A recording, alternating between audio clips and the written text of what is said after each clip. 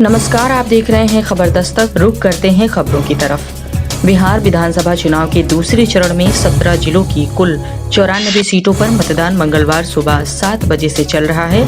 इस चरण में 1463 उम्मीदवारों के भाग्य का फैसला करेंगे। 10 राज्यों की 54 सीटों के लिए उप मतदान भी चल रहा है। एयरपोर्ट्स अथॉरिटी ऑफ इंडिया ने अगले 50 वर्षों के लिए लीज पर लखनऊ के चौधरी चरण सिंह अंतर्राष्ट्रीय एयरपोर्ट के संचालन की जिम्मेदारी अदानी समूह को दी। एयरपोर्ट अथॉरिटी ऑफ इंडिया ने ट्वीट किया, लखनऊ एयरपोर्ट के लिए नया सवेरा। सरकार ने लखनऊ, अहमदाबाद, जयपुर, मंगलुरु, तिरुवनंतपुरम और गुवाहाटी एयरपोर्ट का निजीकरण किया था और अदानी समूह ने सभी बोलियां जीती थी।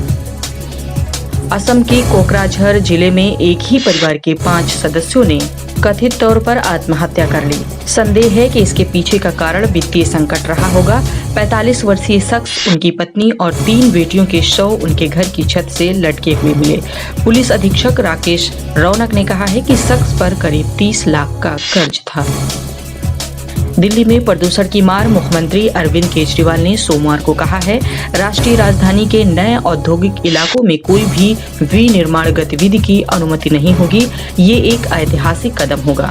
उन्होंने कहा, इन औद्योगिक इलाकों में हाईटेक इंडस्ट्री और सर्विस इंडस्ट्री की अनुमति होगी।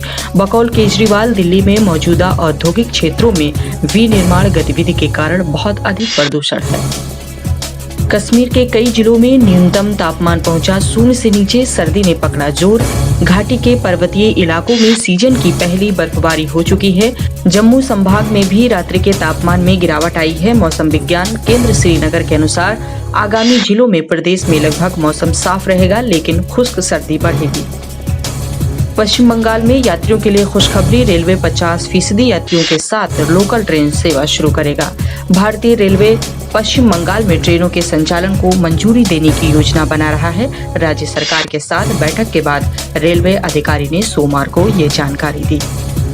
फर्जी प्रमाण पत्र के आधार पर यूपी के इटावा में भर्ती 25 शिक्षक हुए निलंबित। इटावा की जिला बेसिक शिक्षा अधिकारी कल्पना सिंह ने ये जानकारी दी। उन्होंने बताया कि शासन के निर्देश पर जुलाई 2018 में अपर जिलाधिकारी की अध्यक्षता में गठित की गई जांच कमेटी की रिपोर्ट के आधार पर वर्ष 2013 व वर्ष 2016 में चयनित किए गए शिक्षकों के प्रपत्रों के जांच कराए जाने के बाद ये कार्रवाई की गई। वायलिन वादक और पद्म पुरस्कार से सम्मानित टी.एन. कृष्णन का 92 वर्ष की उम्र में निधन। वायलिन वादक टी.एन. कृष्णन अब हमारे बीच नहीं रहे, लेकिन पूरा देश उनकी रागों की प्राचीन सुंदरता का प्रतिनिधित्व करता रहेगा। उन्होंने एक बालक के रूप में संगीत की दुनिया में प्रवेश किया था। अपने जीवन के अंतिम दिनों तक वे रागों का प्रदर्शन करते रहेंगे। साथ निभाना साथिया 2 में कोकिला बेन का किरदार निभाने वाली एक्ट्रेस रूपल पटेल ने छोड़ा सीरियल। उन्होंने एक इंटरव्यू में कहा, साथ निभाना साथिया के सीक्वल को लेकर मुझसे सिर्फ 1 महीने के लिए संपर्क किया गया था। बतौर रूपल, निर्माता ये आइडिया लेकर उनके पास आए थे ताकि उनकी मदद से शो ऊपर उठ सके।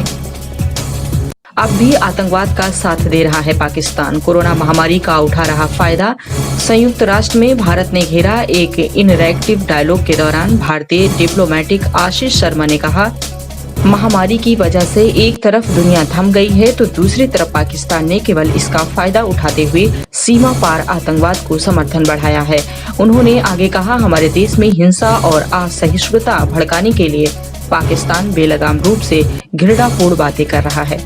अन्य खबरों के लिए यदि आपने अभी तक हमारा YouTube चैनल सब्सक्राइब नहीं किया है तो तुरंत सब्सक्राइब कर लें।